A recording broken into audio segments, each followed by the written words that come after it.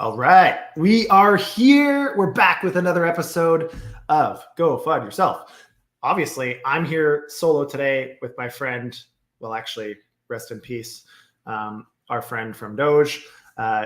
Kind of the feeling right now, a little bit living in space, kind of a little memey, but we got lots of stuff to talk about. You'll notice I don't have a co-host today. She is officially AWOL. We have like some sort of rescue beacon signal out for her, like kind of like the bat signal. We don't know where Kiara is, although she's at ETH Toronto. So if you're in ETH Toronto, try to find her, flag her down and say hi. But I'm here running solo today. We got tons to talk about. We're going to talk about broad market and economic updates over the last little bit. We'll talk about more specifically how that relates to the crypto market and what's been happening. We're going to talk about Ethereum and the gas price and some ETFs and a few other things. And then we're going to switch over to some regulatory stuff that I found pretty interesting, considering we've done crypto arms race many, many times. And lastly, we're going to talk about some VC trends and, you know, some kind of reminders to keep yourself safe if we have enough time. So without too much more introduction, let's freaking go.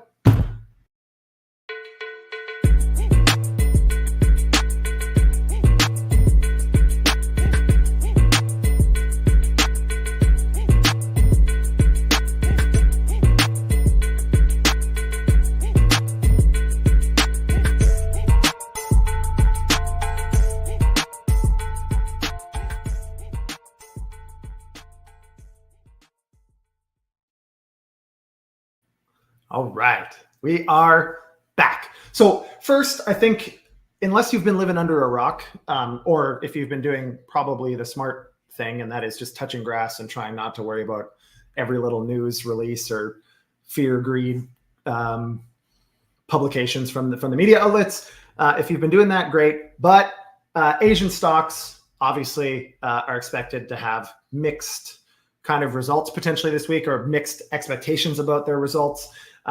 Asian stocks, again, to summarize the article, is expected to have a mixed start as market volatility begins to decline. Investors are balancing positive U.S. economic data with ongoing concerns about China's economic slowdown. We're going to talk a little bit later about the U.S. economic data and some of those expectations, which will probably feed into this.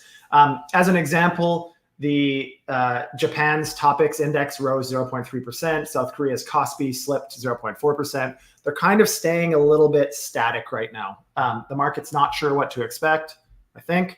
So we'll have to wait and see. Now, a little bit kind of deeper into that, stock and bond volatility. Bloomberg is put out some articles talking about how stock and bond volatility is actually a little bit more due to technicals than fundamental worries. I'm not sure I agree with this, but the article says how recent volatility in the stock market and the bond markets is driven more by technical factors than by economic concerns. Recent spikes in volatility are more reflective of market structure than economic fundamentals. Okay, what is this saying? I personally think this is actually somewhat accurate short term, in that a lot of the market movements, as we talked about, you heard a lot as this Bank of Japan thing was happening. We talked about the tripwire. A lot of that is automation. So there's a lot of high frequency traders. There's a lot of high volume, highly sophisticated traders in public markets, of course. And a lot of their stuff is programmatic and or algorithmic. So if something happens in the market, boom, they respond quickly. Now, for them, for those particular participants, that usually ends up okay. Example, Jump dumping all of their ETH. Good morning. Good morning, Ascending Man. Commenting on the YouTube, if anybody's wondering. Anyways, so when you're looking at what's actually feeding into the market movements, a lot of times short term, it's going to be driven by a lot of automation. It's going to be driven by liquidations of different derivatives, shorts and longs and options. You know, the whole market kind of goes into somewhat of a tumultuous environment. At the end, I think that fundamentals is where, you know, in the medium to long term, we set our sights and is how we determine which investments we're going to buy. Again, there's some technical traders in here, of course. Short term, if you're good at it, it can be useful. So for those of you watching saying you're crazy, this is the best time to trade on technicals. You might be right. But just be careful. I think the point is that short term, a lot of it is driven by things on the charts that their algorithms see that we may not. So we might be kind of surprised.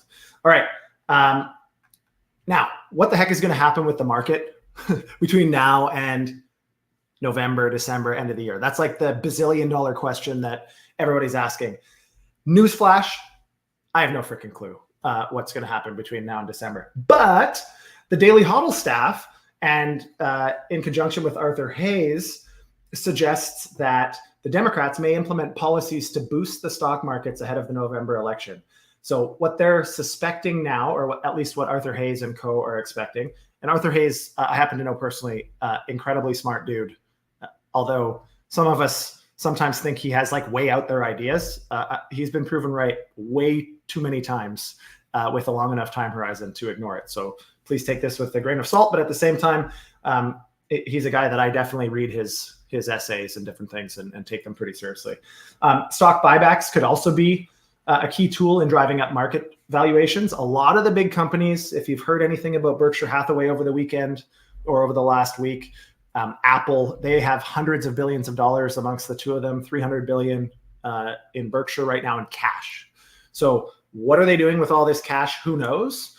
Maybe that's their version of risk off. Maybe they're planning to buy when there's blood in the streets, or a lot of these companies might do buybacks when prices go down to keep the prices a little bit more stable.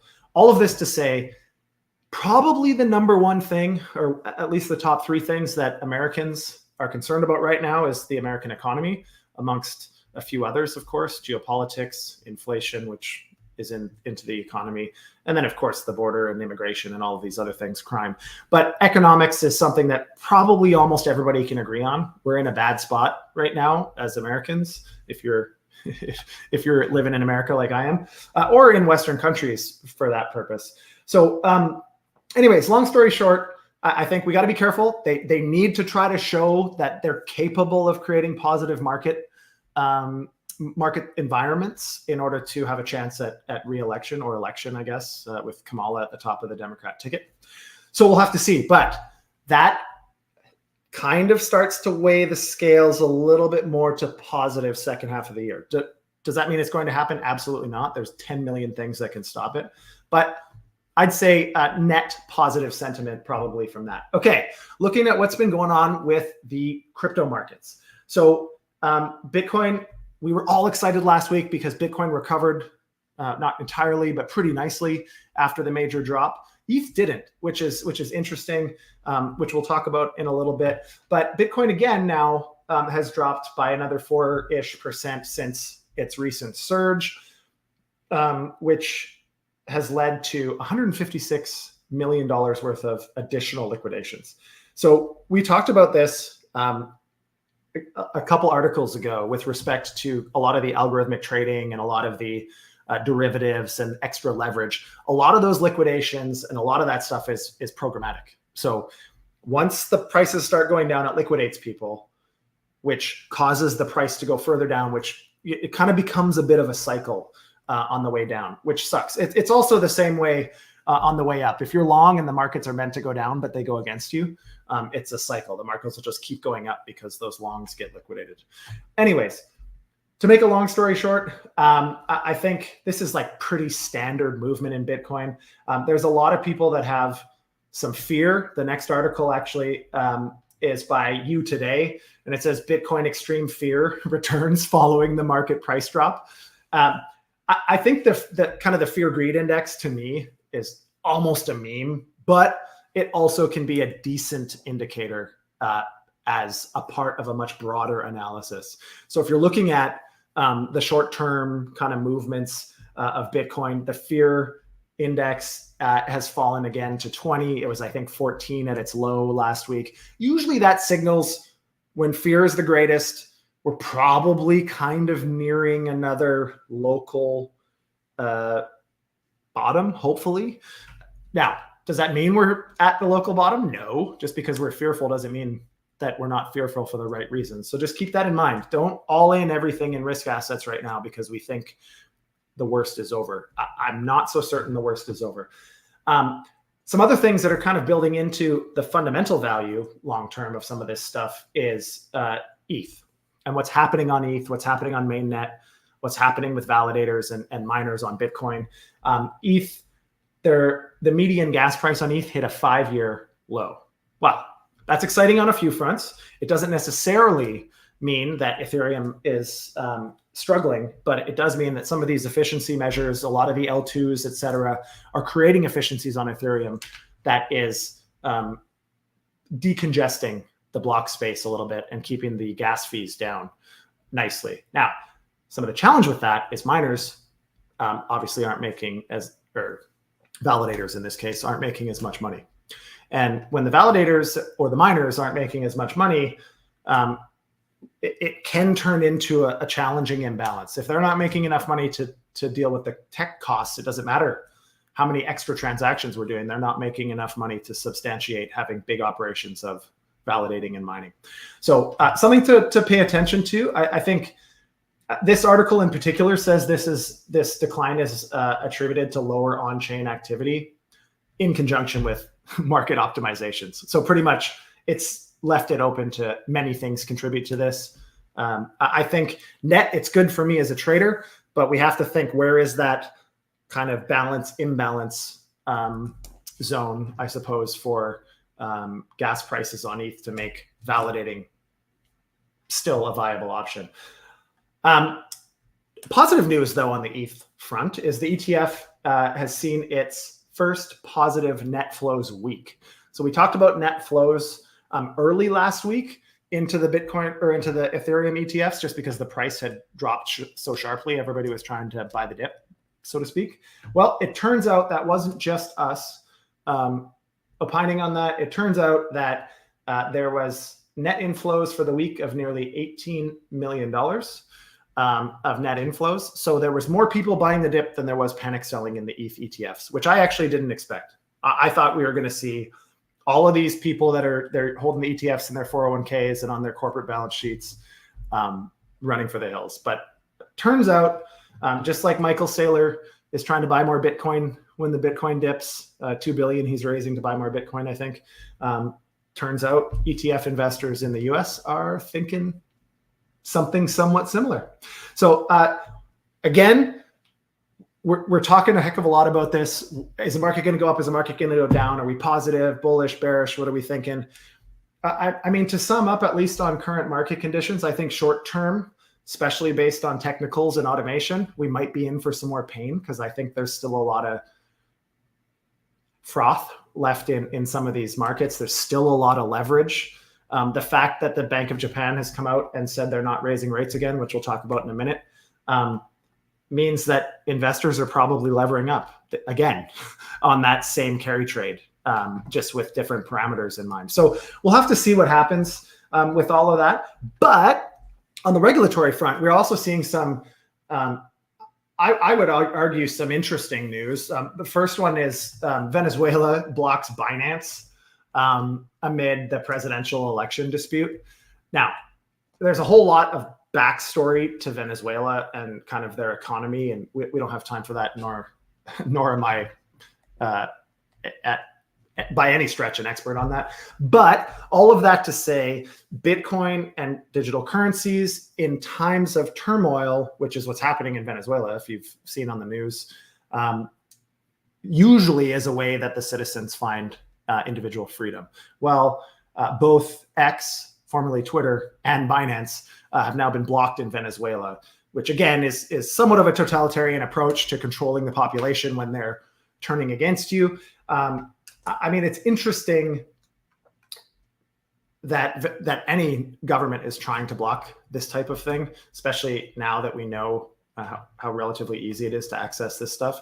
Having said that, I mean, this is a big problem for Venezuela. They didn't require Binance to stop it. They just blocked Binance. So interesting to think about. But from a regulatory perspective, regulators are citing national security as the reason for blocking this. That's something that the US and Canada and a lot of Western countries use, because it's very difficult to argue. Like, national security can encompass anything. And they could simply say, well, the security reasons are classified. So it kind of gives them a blanket ability to block these types of things in certain countries. Definitely something to pay attention to if you have family there, moving there. A lot of countries like this that have somewhat of autocratic governments, we have to be really careful when assessing their viability for crypto. Turkey, on the other hand, which has seen a lot of problems with hyperinflation, has done exactly what I was hoping we would see. And that is they've approved 47 companies under their new regulations, which have applied for licenses to operate in the country. This is exciting to me because most other jurisdictions have only approved a few licenses at a time. They talk about this amazing regulation. MiCA is an example. And it is actually probably decent regulation relative to what we're seeing elsewhere. MiCA is the example.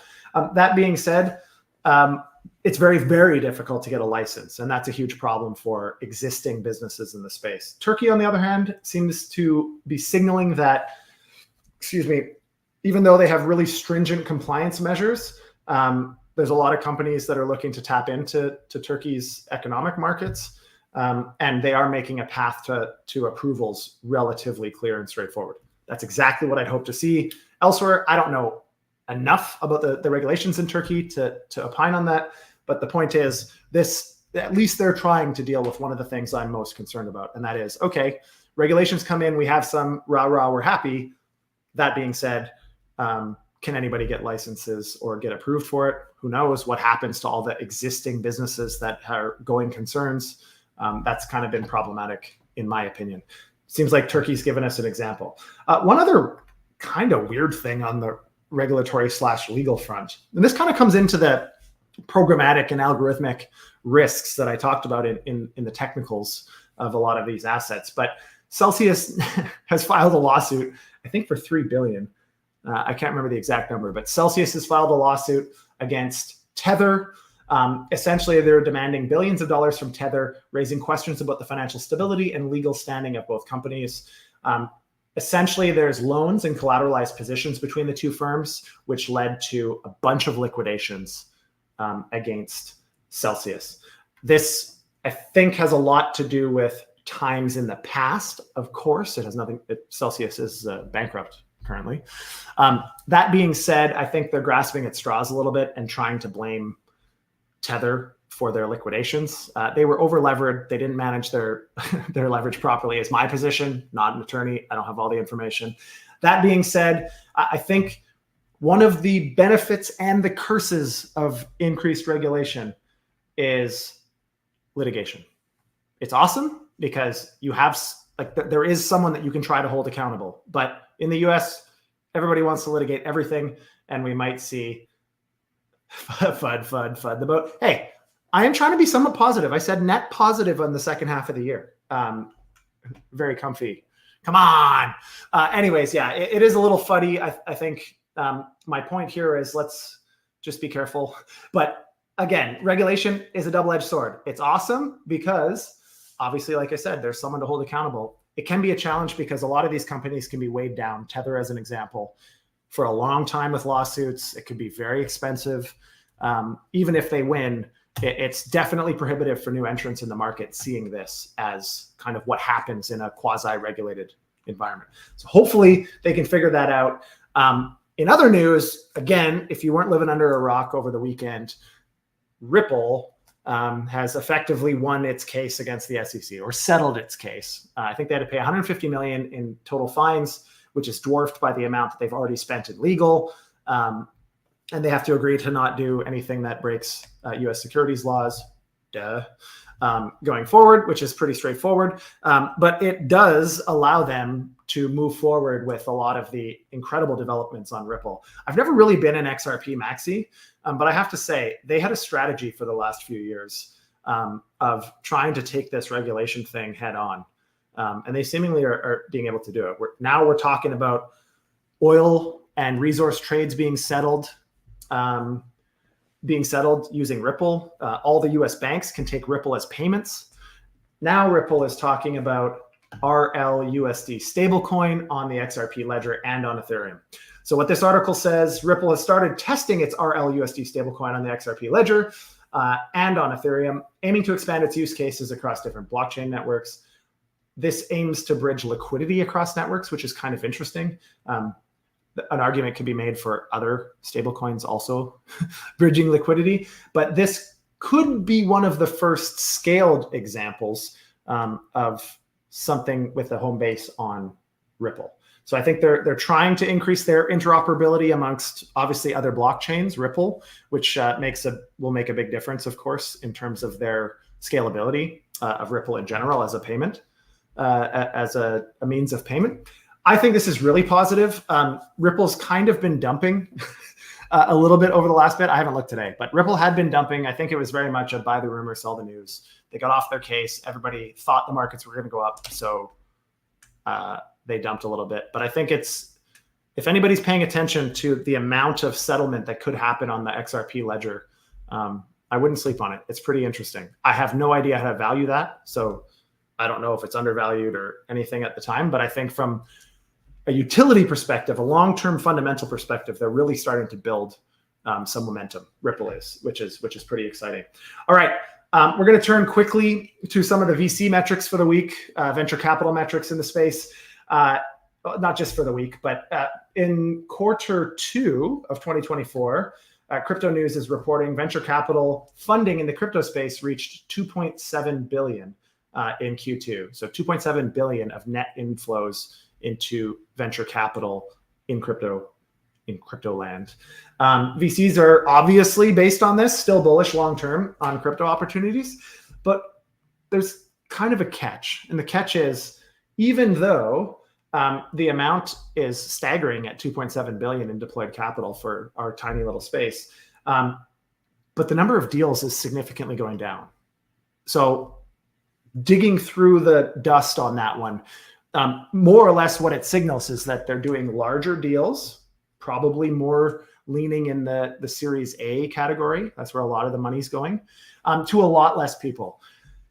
That is good that we're seeing them, take long-term bets on the space as a whole. I'm very, very bullish on that. But it's problematic because what this says to me, and here we go again, very comfy. I'm going to FUD the shit out of this one. But what this says to me is that, again, a lot of the capital is concentrating on either incumbents or existing businesses. And it's very difficult for new businesses with new concepts to gain traction if VCs aren't funding them. Now, I have a whole thesis on this. Maybe we'll do a FUD with friends on how to change the economic expectations for building in the space, because I think we have a good idea, let's go raise multiple millions of dollars and then build it, I don't think is going to work anymore, nor should it. But we have to make sure that we're finding ways that barrier to entry or the seeming advantage for incumbents or larger existing businesses doesn't become completely prohibitive and absolutely kill innovation, which I know a lot of brilliant founders, people that have incredible concepts that are struggling to raise money right now. Meanwhile, a lot of these large protocols that many of us could argue are way overvalued are seen as a better investment opportunity because they have very active, very liquid markets. So hopefully I will be proven wrong on this one, and we will learn that VC is actually really doubling down on new and innovative technologies. I just haven't been seeing it. So something to keep an eye on, especially if you're an investor in smaller cap projects. You got to be careful because the ones that have a lot of VC interest early on, that could have kind of a hidden risk in terms of market volatility down the road. So anyways, just things to look at. BlackRock Ethereum ETF is close to $1 billion already, which is another very positive news item. Crypto Briefing is reporting on this. Their AUM is nearing 1 billion, which is pretty significant, I think, in the world of ETFs, at least for crypto. Would we like to see that grow significantly? Absolutely. But BlackRock's investors generally are institutional, the ones that are buying these ETFs. And what that tells us is that institutions are starting to think positively about the future of Ethereum and what it means to finance. So very positive. A couple other things just as we wrap up here. Reminders to be a little bit careful. A crypto user fat-fingered accidentally a $90,000 ETH gas fee on a transfer of like think it was like $100. So it was like a really small transaction. They went in and manually changed their gas number to 90,000. Of course, it was mined or validated nice and quickly. Now the user has gone to the validator and asked for a refund. I would be surprised if they get one, although it has happened in the past. All I'm saying with this is be careful. Anytime you change anything, especially with permissions, you can have some really unfavorable results if you don't know what you're doing. So be careful. I talked a lot about the technical risk to Bitcoin, Ethereum, and other altcoins just based on a lot of the programmatic and algorithmic trading. Well, Bitcoin is facing increased volatility right now as it's getting towards potential death crosses. Again, if you're not a TA person, doesn't really matter. It's worth noting in your head, though, that there are some of these things that algorithms and individuals that are focused on TA are thinking about. Death cross, of course, the mining difficulty reset, and a few other things. So just keep that in mind.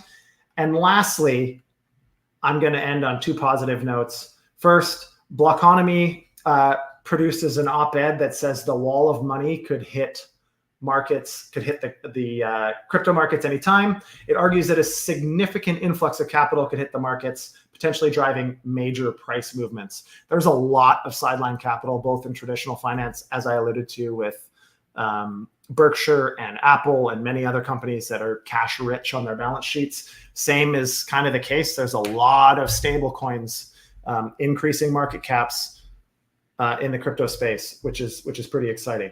So, I mean, with the low interest rate environment, if we continue to reduce rates, or if there's an expectation of reduced rates, I think as the tech and traditional markets may start to wane a little bit, I think we're going to see a good inflow into crypto. When, how, don't know, but very positive. And lastly, Solana. I don't normally post positive stuff on Solana, but today I will. Solana rockets up 23% and then dumps down a little bit after that.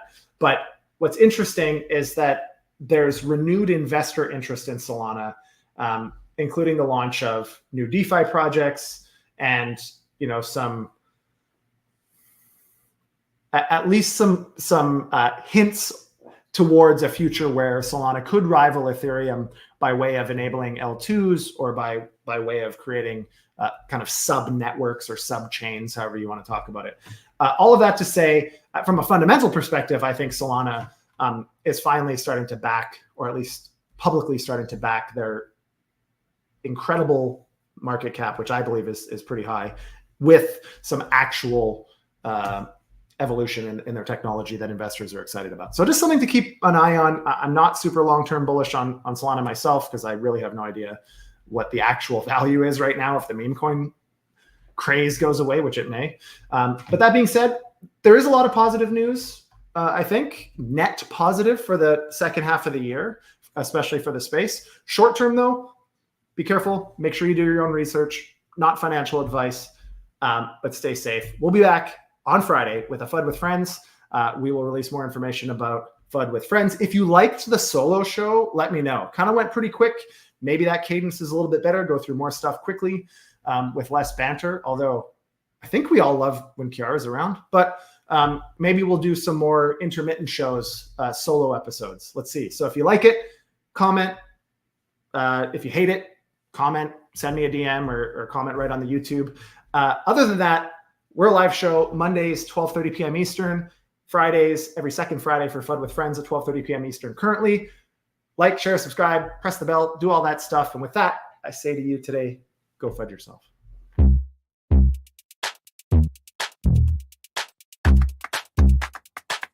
With that, I have to say, go FUD yourself. Go FUD yourself. Go FUD yourself. Go.